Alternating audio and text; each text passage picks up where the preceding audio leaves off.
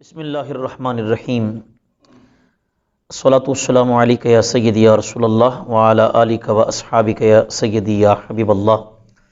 मुअज़्ज़ज़ सामीन व नाज़रीन, पैगाम शरीयत प्रोग्राम के तहत बंदा नाचीज़ हाज़िर खिदमत है। आज हम ईद उल फ़ित्र या ईद उल अज़हा, ईदैन की नमाज का तरीक़ाकार, चूँकि ईद करीब करीब है, इंशाअल्लाह अज़ीज़ अल्लाह ताला करम फरमाएगा। तो ईद उल फ़ित्र हो या ईद उल अज़हा, दोनों का तरीक़ाकार एक है। इसमें आम नमाज़ों में और ईद की नमाज में थोड़ा सा डिफरेंस और फ़र्क है।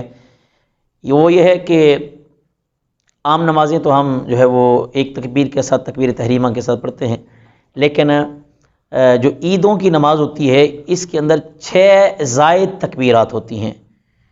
जैसे कि नियत में मैं अर्ज़ कर देता हूँ तो उसी के अंदर आपको समझा भी दूँगा।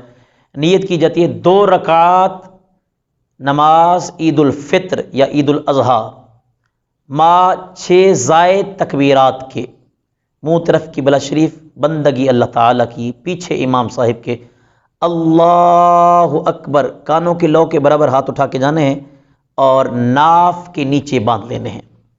सना पढ़ी जाएगी, सुब्हानकल्लाहुम्मा व बिहम्दिका व तबारकस्मुका व तआला जद्दुका वला इलाहा गैरुक।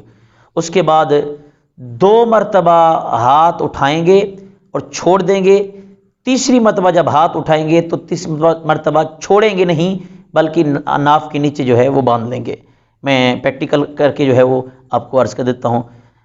सना पढ़ी, अल्लाहु अकबर, तकबीर तहरीमा शुरू की, अल्लाहु अकबर, सना पढ़ी, अल्लाहु अकबर, छोड़ दिया हाथ, अल्लाहु अकबर, दूसरी मरतबा फिर छोड़ दिया, तीसरी मरतबा अल्लाहु अकबर, तीसरी मरतबा तकबीर कहकर हाथ नाफ के नीचे बांध लेने हैं। इमाम साहब औज़ु बिल्लाह और बिस्मिल्लाह भी पढ़ेंगे और साथ सूरत फातिहा, साथ सूरत मिलाएंगे।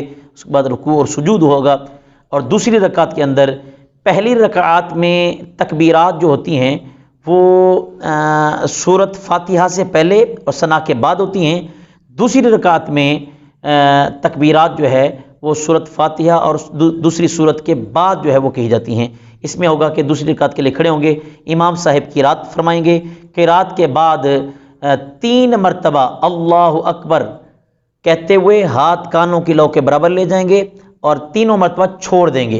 जैसे अल्लाहु अकबर, छोड़ दिए, अल्लाहु अकबर, हाथ छोड़ दिए, अल्लाहु अकबर, ये 3 मरतबा कहकर हाथ छोड़ दिए। और चौथी मरतबा जब चौथी तकबीर की जाएगी उसमें हाथ उठाने नहीं, बल्कि डायरेक्ट रुकू में जाना है, अल्लाहु अकबर कहकर रुकू में जाना है। और उसके बाद जो है वो सुजूद होंगे, अत्तहियात पढ़ी जाएगी, दीगर जो उसके अंदर दुरूद पाक और दुआ पढ़ी जाती है, उसके बाद सलाम होगा। तो इस तरह जो है वो नमाज ईद मुकम्मल हो जाती है। खुतबा चूँकि सुनना वाजिब होता है, वो आम तौर पर जुम्मे का खुतबा जो है वो नमाज से पहले होता है। यहाँ पर ईद का खुतबा जो है वो नमाज के बाद दिया जाता है।